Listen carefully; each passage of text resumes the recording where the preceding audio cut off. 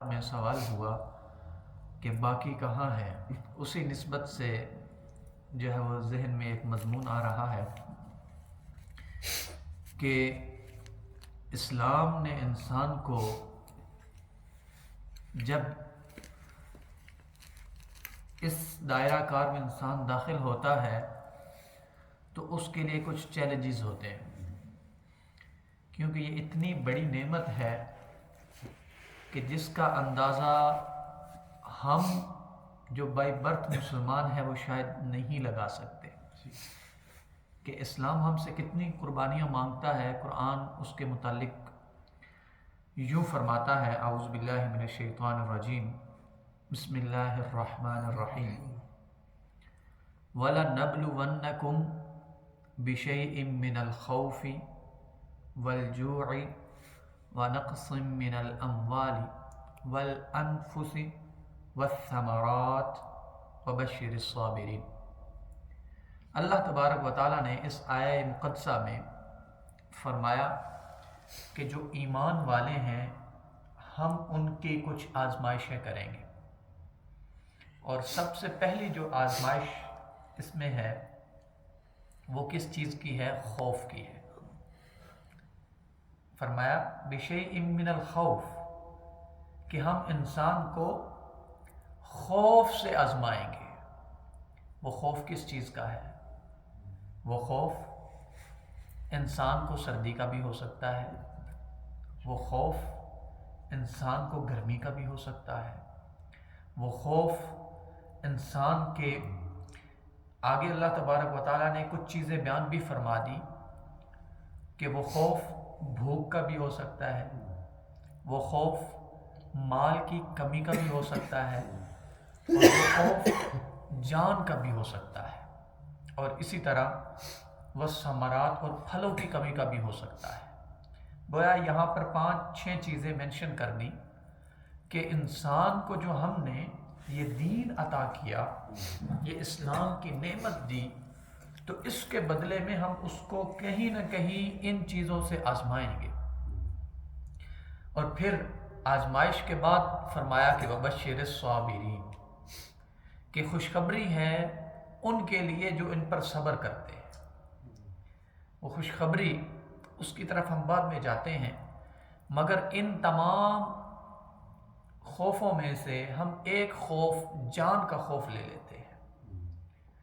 مکہ کی سرزمین ہے، آقا کریم علیہ السلام کا عہد مبارک ہے۔ ہم بخوبی جانتے ہیں کہ صحابہ کرام رضوان اللہ تعالی علیہم اجمعین انہوں نے کس طرح اپنی جان کی قربانیاں دی، مال کی قربانیاں دی، انہوں نے اپنی اولاد کی قربانیاں دی، انہوں نے اپنے آباء و اجداد کی قربانیاں دی۔ انہی قربانیوں میں سے ایک نام مصعب بن عمیر کا ہے۔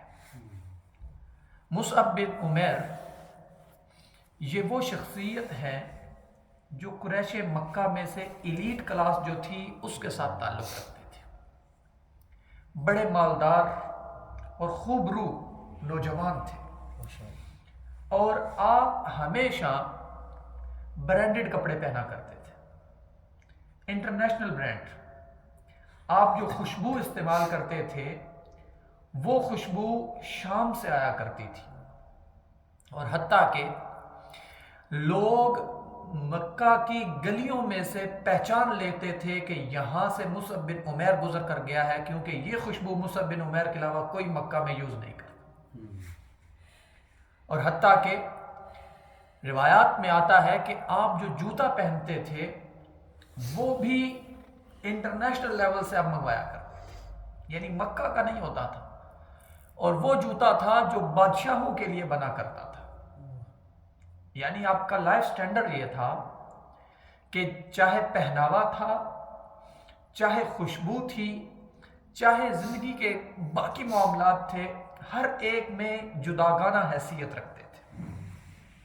مگر کیا ہوا کہ جب انسان کسی کی محبت اور چاہت میں اپنے آپ کو فنا کر دیتا ہے تو اپنی ذات کو بھول جاتا ہے۔ تو ایک دن یوں ہوا کہ مصعب بن عمیر رضی اللہ تعالی عنہ آپ جا رہے ہیں، آقا کریم علیہ الصلوۃ والسلام کا سامنا ہوا، حتیٰ کہ اس وقت دعا کے مکھڑے کو دیکھا اور کلمہ پڑھ لیا۔ سبحان اللہ۔ کلمہ پڑھ لیا۔ اور یہ وہ زمانہ تھا جو اسلام کا بالکل ابتدائی زمانہ تھا۔ ابھی تک اسلام کے لیے حضور نبی کریم علیہ الصلوۃ والسلام نے جو ہے وہ دعوت دی تھی، مگر لوگ اعلانیہ طور پر اسلام قبول نہیں کرتے تھے، یا قبول کر لیتے تھے تو لوگوں کو بتاتے نہیں تھے ان کے شر سے بچنے کے لیے۔ یہ وہ زمانہ تھا جس میں حضور نبی کریم علیہ الصلوۃ والسلام دار ارقم میں جا کر ان لوگوں کو دعوت کرتے جو اسلام لے آتے۔ تو ایک دن یوں ہوا کہ حضرت مصعب بن عمیر رضی اللہ تعالی عنہ آپ بھی دار ارقم کی طرف جا رہے ہیں، محبوب کے پاس جا رہے ہیں، تو کسی نے دیکھ لیا کہ مصعب اور یہ تعلق جو ہے وہ محمد بن عبداللہ، جس کو لوگ ساحر کہتے، جس کو لوگ جو جادوگر کہتے، اس کی طرف یہ جھک گیا اور یہ اس کے دین میں داخل ہو گیا۔ اس نے اپنے آبا و اجداد کے دین کو چھوڑ دیا۔ تو اس نے جا کر ان کی والدہ محترمہ کو بتا دیا کہ آپ کا بیٹا مصعب بن عمیر یہ آپ کے دین کو چھوڑ کر دین محمدی میں داخل ہو چکا ہے۔ سبحان اللہ۔ جب آپ واپس تشریف لائے تو والدہ محترمہ نے پوچھا کہ اے مصعب تو کہاں گیا تھا؟ تو چونکہ آپ نے ابھی تک اپنے اسلام کا اظہار کسی کے سامنے نہیں کیا تھا تو آپ نے کوئی خاطر خواہ جواب نہ دیا، تو آپ کی والدہ محترمہ نے انڈائریکٹ پوچھنے کی بجائے ڈائریکٹ پوچھ لیا کہ کیا تم محمد کے پاس گیا تھا؟ کیا تو اپنے آبا و اجداد کا دین چھوڑ کر محمد کے دین میں داخل ہو گیا ہے؟ تو اب چونکہ مسلمان ہو چکے تھے تو کہا کہ اب میرا پردہ اٹھ گیا ہے، تو آپ نے ان کے سامنے اس چیز کا اقرار کر لیا کہ ہاں میں دین محمد کا پیروکار ہو گیا صلی اللہ علیہ وسلم۔ تو آپ کی والدہ نے محبت کے ساتھ، پیار کے ساتھ، لاڈ کے ساتھ سمجھایا کہ ایسا مت کرو، ایسا مت کرو، لیکن جو اس رنگ میں رنگ گیا پھر وہ کہاں دوسرے رنگ کو جو ہے وہ چاہتا ہے، جو اس عشق کی مستی کو دیکھ چکا پھر وہ کس کی عشق کی مستی میں جاتا ہے، جو اس کی محبت میں فنا ہو گیا پھر وہ ماں کی محبت کو بھی بھول جاتا ہے، کیونکہ ایمان نام ہی اس چیز کا ہے۔ فرمایا کہ تم میں سے کوئی اس وقت تک مومن نہیں ہو سکتا کہ جب تک میں محمد صلی اللہ علیہ وسلم اس کو اپنی اولاد، اپنے والدین اور ہر چیز سے محبوب تر نہ ہو جاؤ۔ تو یہ ایمان کا نور چونکہ ان کے دل میں آ چکا تھا، تو اب کہا کہ اب جس غلامی کا پٹا مصعب بن عمیر پہن چکا ہے اب وہ اتر نہیں سکتا۔ خیر قصہ طویل ہے، مختصر کرتا ہوں۔ حضرت مصعب بن عمیر آپ نہ روکے، حتیٰ کہ والدہ محترمہ نے کہا، نے ان کو قید کر ڈالا، محبوس کر دیا، گھر کے اندر بند کر دیا۔ لیکن جس نے یہ عشق کا ذائقہ چکھ لیا وہ پھر کہاں پیچھے ہٹتا ہے۔ دن گزرتے گئے، آپ نے اپنا موقف تبدیل نہ کیا۔ ادھر ماں تھی، روز صبح و شام آتی، پوچھتی کہ بتا تیری کیا رائے ہے، کیا تو نے اپنے اس جو ہے وہ اپنے آبا و اجداد کے دین کی طرف دوبارہ آنا ہے یا نہیں؟ لیکن آپ کا ہمیشہ ایک ہی جواب ہوتا کہ اب جس گلی میں میں جا چکا ہوں اس سے واپسی کا کوئی رستہ نہیں ہے۔ آپ کی والدہ محترم نے فرمایا کہ اگر بات یوں ہے تو پھر تیرا اور میرا تعلق آج سے ختم۔ والدہ کہہ رہی ہے کہ تیرا آج کے بعد میرے ساتھ کوئی تعلق نہیں، اگر تو محمد کا ہو چکا ہے تو پھر جا اسی کو اپنا ماں باپ بھی بنا، اسی کو ماں بھی بنا، سب سارے رشتے اسی کے ساتھ نبھا، تیرا میرے ساتھ تعلق نہیں۔ حتیٰ کہ جب ماں نے اپنی اس محبت کا وار کیا تو آپ کے پاؤں پھر بھی نہ اس میں تزلزل آیا، پھر بھی نہ وہ اپنے جو ہے نا جگہ سے ہٹے۔ تو آپ نے کہا کہ ہمارے ساتھ تیرا کوئی تعلق بھی نہیں، تو آج کے بعد اس گھر سے تیرا دانا پانی خرچہ وغیرہ سب کچھ بند۔ وہ مصعب بن عمیر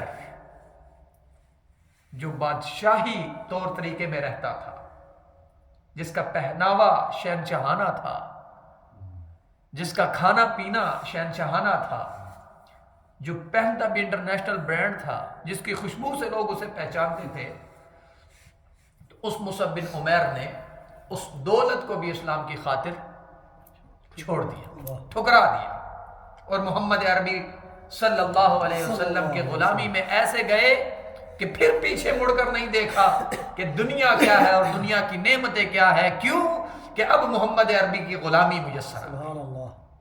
اور مصعب بن عمیر وہ ہیں جنہوں نے پہلی ہجرت بھی کی، ہجرت حبشہ، دوسری ہجرت بھی کی، اور حتیٰ کہ جب مدینہ سے اوس اور خزرج کے نمائندے آئے اور انہوں نے کہا کہ یا رسول اللہ صلی اللہ علیہ وسلم اپنے کسی غلام کو بھیجئے جو جہاں آ کر مدینہ میں ہمیں تبلیغ کرے، ہمیں اسلام سکھائے، تو اس وقت سب سے پہلا مدرس، سب سے پہلا امام، سب سے پہلا استاد، سب سے پہلا دین سکھانے والا جو شخص آقا کریم علیہ السلام نے وہاں بھیجا وہ مصعب بن عمیر، سبحان اللہ، وہ مصعب بن عمیر تھے۔ آزمائشیں کتنی آئیں، حتیٰ کہ غزوہ احد میں حضرت مصعب بن عمیر رضی اللہ تعالی عنہ آپ شہید ہو گئے، شہید ہو گئے۔ جب شہید ہوئے تو اس وقت آقا کریم علیہ السلام حضرت مصعب بن عمیر کو آپ نے دیکھا تو آپ کی آنکھیں چھلک پڑی، آنکھیں چھلک پڑی۔ کیوں کہ مصعب بن عمیر جس نے ساری زندگی شاہانہ طور طریقے سے زندگی بسر کی تھی اور اسلام کی خاطر دنیا کو ٹھکرایا تھا، اسلام نے اسے وہ عروج دیا کہ پہلا مدرس وہ بنا، اسلام نے اس کی وجہ سے نہ جانے کتنے لوگوں کو وہ دائرہ اسلام میں وہ داخل ہوئے۔ آج جب مصعب بن عمیر اس دنیا سے جا رہے تھے تو آج ان کو دینے کے لیے کفن بھی میسر نہیں تھا۔ ایک چادر تھی جس میں حضرت مصعب بن عمیر رضی اللہ تعالی عنہ کو کفن دیا گیا، اور وہ چادر اتنی تھی کہ اگر اس چادر کو سر پہ کیا جاتا تو آپ کے پاؤں ننگے ہو جاتے، جب پاؤں پر کیا جاتا تو سر مبارک ننگا ہو جاتا۔ تو آقا کریم علیہ السلام نے اس وقت یہ جملہ کہا کہ یہ میرا وہ غلام ہے جس نے دنیا میں ایسے طریقے سے زندگی گزاری کہ کسی کے پاس مکہ میں وہ خوشبو نہ ہوتی تھی جو یہ لگاتا تھا، کسی کے پاس ایسا ریشمی لباس میسر نہ تھا جیسا یہ پہنتا تھا، کسی کے پاس ایسا جوتا نہ تھا جیسا یہ پہنتا تھا۔ آج مصعب نے اس اسلام کی خاطر دنیا کو ٹکرا کر اللہ تبارک و تعالیٰ کی جنت کو حاصل کر سبحان اللہ، سبحان اللہ۔ گویا آقا کریم علیہ السلام نے دنیا میں انہیں جنت کی بشارت دی۔ سبحان اللہ۔ اس لیے فرمایا کہ وبشر الصابرین، لوگوں جو ان آزمائشوں پر صبر کرتا ہے پھر ان کے لیے خوشخبریاں ہیں، سبحان اللہ۔ اس کے لیے خوشخبریاں ہیں۔ اور فرمایا الذین اذا اصابتهم مصیبت، جب ان کو کوئی مصیبت پہنچتی ہے تو وہ پھر منہ نہیں موڑتے، وہ مصیبت پہنچنے پر دین سے بیزار نہیں ہوتے، وہ مصیبت پہنچنے پر اللہ تبارک و تعالیٰ سے شکوے شکایت نہیں کرتے۔ قرآن کہتا ہے قالوا انا للہ و انا الیہ راجعون، یہ مصیبت اللہ کی طرف سے آئی ہے، ہم نے بھی اللہ کی طرف لوٹ جانا ہے۔ بے شک۔ اور پھر جب یہ مضمون یہاں تک قرآن نے بیان کیا تو آگے قرآن نے معلوم ہے کیا کہا، اولئک علیہم صلوات من ربہم ورحمہ، کہ لوگوں یہ جو صبر کر لیتے ہیں اور مصیبتوں پر شکوہ کناں نہیں ہوتے، یہی وہ لوگ ہیں جن پر اللہ تبارک و تعالی خود ان پر رحمتیں نازل فرماتا ہے۔ علیہم صلوات من ربہم ورحمہ، اور نہ صرف رحمتیں نازل فرماتا ہے بلکہ اللہ تبارک و تعالی ان کو دنیا میں بھی ان کے درجات بلند فرماتے ہیں۔ وَأُولَٰئِكَ هُمُ الْمُهْتَدُونَ، اور پھر آخر میں جا کر نجات بھی یہی پاتے ہیں، کامیابی بھی انہی کو ملتی ہے۔ یہ اسلام ہے، ہمیں تو یہ اسلام گھٹی میں مل گیا۔ صحابہ کے قصے تو آج سے 1400 سال پہلے کے ہیں۔ ہم جس وطن میں رہ رہے ہیں، آج یہاں پر کوئی اسلام قبول کرتا ہے، کیا اس کے ماں باپ اس کو گھر سے نہیں نکالتے؟ ہم زندگی میں بھی شاید ایکسپیرینس کر چکے ہوں گے کہ جو کنورٹ ہوتا ہے، اسلام کے دائرہ کار میں داخل ہوتا ہے، سب سے پہلی آزمائش جو اسے آتی ہے، اس کے ماں باپ اس سے تعلق ختم کر لیتے ہیں، اس کے دوست احباب اسے چھوڑ دیتے ہیں، اور یہ بھی ممکن ہے کہ جس جگہ پر وہ کام کر رہا ہے وہ پھر بھی اسے نکال دے۔ یہ میں موجودہ دور کی بات کر رہا، مگر ہم اللہ کا کتنا کرم کتنا فضل، نہ ہمیں ماں باپ چھوڑنا پڑا، نہ ہمیں دوست احباب چھوڑنے پڑے، نہ ہمیں اپنے یار چھوڑنے پڑے، نہ ہم نے اپنے بہن بھائیوں کو چھوڑا، نہ ہمارے ماں باپ نے ہمیں گھروں سے نکالا، نہ ہمیں ماں باپ کو چھوڑ کر ہجرت کرنا پڑی۔ اللہ تبارک و تعالیٰ نے ہمیں پیدا فرمایا تو ہمیں اس نے اپنی رحمت، کرم اور فضل کے صدقے ایسے گھرانے میں پیدا فرمایا جو پہلے ہی محمد عربی کا غلام۔ سبحان اللہ، سبحان اللہ۔ تو آج بھی یہ دین اسلام ہم سے یہ تقاضا کرتا ہے کہ اگر ہم اس دنیا میں رہ رہے ہیں تو کیا پھر ہمارا کردار بھی ایسا ہے جو دین چاہتا ہے؟ ہمارا اخلاق بھی ایسا ہے جو دین چاہتا ہے؟ پھر ہماری قربانیاں بھی کیا دین کی خاطر ہیں؟ یا فقط ہم موسم کی سردی گرمی کو دیکھ کر اپنے آپ کو چھپائے بیٹھے ہیں کہ کوئی بات نہیں، مسجد میں نماز نہیں، گھر میں پڑھ لیں گے؟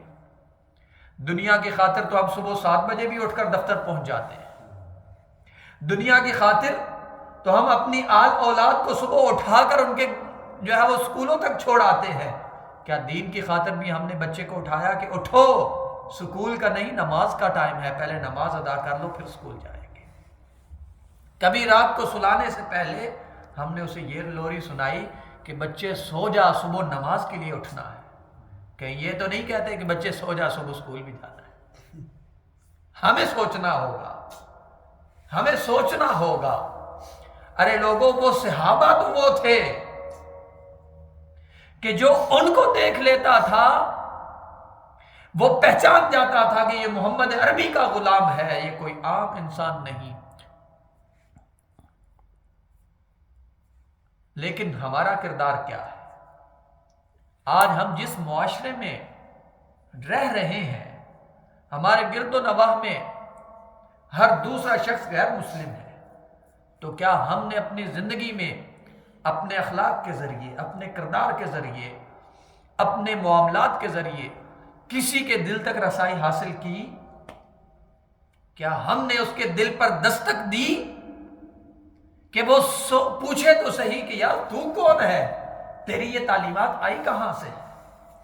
تو کون ہے جو اپنا نہیں دوسروں کا نفع سوچتا ہے؟ کسی کے دل پر اور کسی کے دماغ پر ہم نے دستک دی کہ کوئی پوچھے تو صحیح کہ یار تو کہ کون سی اپنے رولز ریگولیشن لیے پھرتا ہے؟ یہاں تو دنیا نفسا نفسی کے عالم میں ہے، ہر کوئی اپنا نفع چاہتا ہے، مگر تو اپنا نفع اس کو قربان کر کے دوسروں کو نفع چاہتا ہے؟ تو اپنی تکلیف برداشت کر لیتا ہے، دوسروں کو تکلیف نہیں دیتا۔ کیا ہماری وجہ سے بھی کوئی اسلام کے قریب آیا؟ آج ہماری ذمہ داری ہے، آج ہماری ذمہ داری ہے ہم یہ اپنی زندگیوں میں یہ مقصد بنا لیں کہ اور کچھ نہیں تو کم از کم زندگی میں کوئی ایک شخص تو اس ملک میں رہتے ہوئے ہمارے ذریعے اسلام میں داخل ہو جائے۔ اور وہ کب ہوگا؟ جب ہمارا اٹھنا بیٹھنا عین اسلام کے مطابق۔ اگر آپ سچ بولتے ہیں تو اس معاشرے میں تو سبھی سچ بولتے ہیں، اگر آپ ٹائم کی پابندی کرتے ہیں تو اس معاشرے میں تو سبھی ٹائم کی پابندی کرتے ہیں۔ کرنا کیا ہوگا کہ جو ہمیں اسلام سکھاتا ہے کہ نظر کی حفاظت کیا ہے، سماعت کی حفاظت کیا ہے، غیبت چغل خوری اور بدکاری سے بچنا کیسے ہے، امر بالمعروف اور نہی عن المنکر کا فریضہ کیا ہے، اگر ہم اس پر عمل پیرا ہوں گے تو پھر وہ وقت دور نہیں کہ جس طرح محمد عربی کے غلام مکہ اور مدینہ میں چلتے پھرتے اسلام کے نمائندے تھے، آج ہم بھی اسلام کے نمائندے ہیں انشاءاللہ۔ اور یہ کوئی بعید نہیں، فقط انسان کی اپنی ذات پر پہرا دینے کی بات ہے کہ ہم کہیں سے گزریں تو کسی سے پوچھ لیں کیسے ہو، رات کیسے گزری، گھر میں خیر و عافیت ہے، اس میں کون سی بڑی بات ہے۔ لیکن آپ کا یہ ایک جملہ ہی ہو سکتا ہے کہ اس کا دل بدل دے۔ کبھی شاپنگ مال پہ گئے، شاپنگ کی، تو وہاں پر آپ کو ڈیل کرنے والا جو عملہ ہے اسی سے پوچھ لیں کہ آج آپ کا دن کیسا گزرا، کیا آج آپ خوش و خرم ہیں، کوئی مشکل تو نہیں، اس میں ہمارا کیا جاتا ہے۔ لیکن اس کے لیے تسلی کے دو الفاظ ہی ہو سکتا ہے کہ اس کے دل میں آپ کے لیے وہ راہ پیدا کر دیں جس پر آپ جانا چاہتے ہیں۔ اس لیے لوگوں، دین اسلام جو کہتا ہے کہ میں آزماتا ہوں انسان کو، خوف سے آزماتا ہوں، بھوک سے آزماتا ہوں، اس کو جان سے آزماتا ہوں، تو یہ آزمائش کوئی آسان نہیں، بے شک بے شک۔ یہ آزمائش کوئی آسان نہیں۔ پوچھئے اس بلال حبشی سے کہ کس طرح پتھر سینے پر رکھ کر گرم ریت پر لیٹ کر چربی بھی پگھلتی رہی مگر پھر بھی احد احد کہتا رہا۔ احد۔ وہ بلال جس کو لوہے کا لباس پہنا کر عرب کے اس تپتے ریگزار میں لٹا دیا جاتا، جس کی وجہ سے جسم ابلنے لگتا تھا، ہمیں تو کوئی لباس ایسا نہیں پہنایا گیا، ہم تو ایسی آزمائش سے نہیں گزرے، ہمیں تو کھانے کے لیے روٹی بھی میسر ہے، حکم چلانے کے لیے زبان بھی میسر ہے، سب کچھ ہے، تو پھر کیوں نہ ہم اس محمد عربی کی غلامی کا پٹا اپنے گلے میں سجا کر لوگوں کے سامنے اپنے آپ کو ایسے ریپرزینٹ کریں کہ معلوم ہو کہ یار یہ اس دنیا سے نہیں کسی اور ہی دنیا سے تعلق رکھتا ہے۔ تو اس کے لیے کرنا کیا ہے؟ سب سے پہلا قدم اپنے نفس پر رکھنا ہوگا، سب سے پہلا قدم اپنے نفس پر رکھنا ہوگا۔ جب اس نفس کو غالب کر لیں گے تو یہ پھر نفس ہر چیز کے لیے قربانی دینے کے لیے تیار ہو جائے گا۔ اور دین اسلام کے قریب آنے کے لیے اپنی گفتگو کو انہی الفاظ کے ساتھ سمیٹوں گا کہ اس سے پہلے کرنا کیا ہوگا، کیونکہ انسان کے اندر جب تک کچھ نہ ہو انسان تب تک کسی کو کچھ نہیں دے سکتا۔ اس کا اپنا برتن خالی ہو تو وہ دوسروں میں کیا بانٹے گا، برتن بھرا ہوا ہوگا تو پھر دوسروں میں بانٹنا بھی آسان ہے۔ تو اس برتن کو بھرنے کے لیے قرآن اور حدیث، قرآن اور سیرت مصطفیٰ صلی اللہ علیہ وسلم۔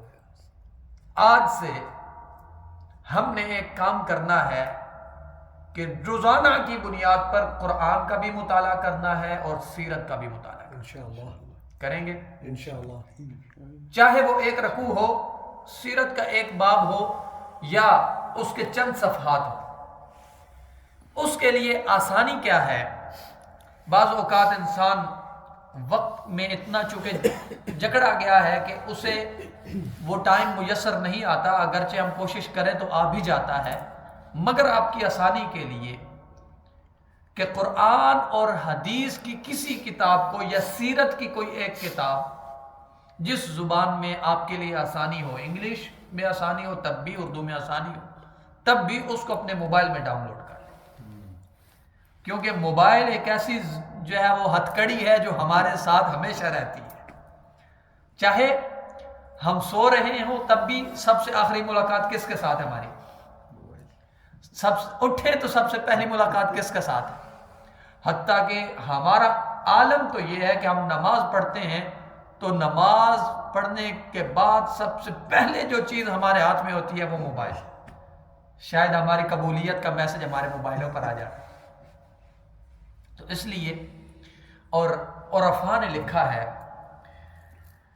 ایک بڑی ہی پتے کی بات آپ کو بتاؤں کہ ہر بندہ چاہتا ہے کہ مجھے آقا کریم علیہ الصلوۃ والسلام کی ذات کی جہاں قربت میسر آئے وہاں آپ صلی اللہ علیہ وسلم کی زیارت بھی نصیب ہو. چاہتا ہے، ہر ایک چاہتا ہے ہم میں سے. تو عرفاء نے لکھا ہے کہ آقا کریم علیہ الصلوۃ والسلام کی زیارت کے لیے 2 یا 3 عمل ایسے ہیں کہ انسان اگر وہ کر لے تو اللہ تبارک و تعالیٰ اسے دنیا میں ہی اللہ تبارک و تعالیٰ اپنے محبوب کی زیارت. سبحان اللہ. سب سے پہلا عمل کثرت درود. سب سے پہلا عمل کیا ہے؟ کثرت درود. اور کثرت درود اس کی عادت بنانے کے لیے ہم ٹارگٹ ایک لے لیں کہ ہر نماز کے بعد فار ایگزامپل میں جو ہے وہ 50 دفعہ پڑھوں گا، یا ہر نماز کے بعد میں ایک تسبیح پڑھ لوں گا. ایک ٹارگٹ بنا لیں اور اس ٹارگٹ کو پھر انکریز کرتے چلے جائیں. جیسے ہم ایکسرسائز کرتے ہیں تو ویٹ یکدم نہیں بڑھاتے. ایکسرسائز کی تو جو ہے نا وہ ہم تھوڑا تھوڑا درجہ بدرجہ جو ہے وہ اس کو بڑھاتے چلے جاتے ہیں، جس کو انسان کی باڈی جو ہے وہ ایکسیپٹ کرتی ہے. تو سب سے پہلا کیا ہے؟ کثرت درود. پھر علماء کہتے ہیں کہ دوسرا حضور نبی کریم علیہ الصلوۃ والسلام کی ذات کا جو حلیہ مبارک ہے کہ آپ کا چہرہ مبارک کیسا تھا، آپ کے ابرو کیسے تھے، آپ کی آنکھیں کیسی تھی، آپ کی زلفیں کیسی تھیں، وہ علم راہ کا سینہ کیسا تھا، آپ چلتے کیسے تھے، آپ کی ذات سے متعلق جو معلومات ہیں وہ پڑھیں. چونکہ جب انسان اس ذات سے متعلق سوچنا شروع کرے گا تو انسان کی سوچ کے ساتھ اس کے تخیلات میں پھر وہ چیزیں آنا شروع ہو جاتی ہیں. اور تیسری چیز عرفاء نے لکھی ہے کہ حضور نبی کریم علیہ الصلوۃ والسلام کی سیرت کا کثرت سے مطالعہ کریں. اور علماء نے اس کے لیے سب سے بہترین وقت معلوم ہے کون سے لکھا ہے؟ فرمایا کہ جب آپ اپنی چارپائی پر سونے کے لیے جائیں تو اس وقت یہ تینوں عمل کریں. یعنی سارے دن میں تو کرنے ہی کرنے ہیں، اس وقت یہ تینوں عمل کریں. کیوں کہ انسان کے سوتے ہوئے جس چیز کا انسان پر غلبہ ہوتا ہے اکثر اوقات اسی طرح کے معاملات انسان کے خواب میں آتے ہیں. تو گویا آقا کریم علیہ الصلوۃ والسلام کو خواب میں دیکھنے کے لیے سونے سے پہلے موبائل کو سائڈ پہ رکھیں، درود پڑھیں، آقا کریم علیہ الصلوۃ والسلام کا جو حلیہ مبارک آپ نے پڑھا اس کو ذہن میں لائیں اور درود پڑھتے پڑھتے سو جائیں. انشاءاللہ اللہ تبارک و تعالی حضور نبی کریم علیہ الصلوۃ والسلام کی زیارت عطا فرمائے. دعا ہے کہ اللہ تبارک و تعالی ہمیں آقا کریم علیہ الصلوۃ والسلام کی محبت نصیب فرمائے، آپ کا عشق نصیب فرمائے اور آقا کریم علیہ الصلوۃ والسلام کی زیارت نصیب فرمائے. وما علینا الا البلاغ المبین. چند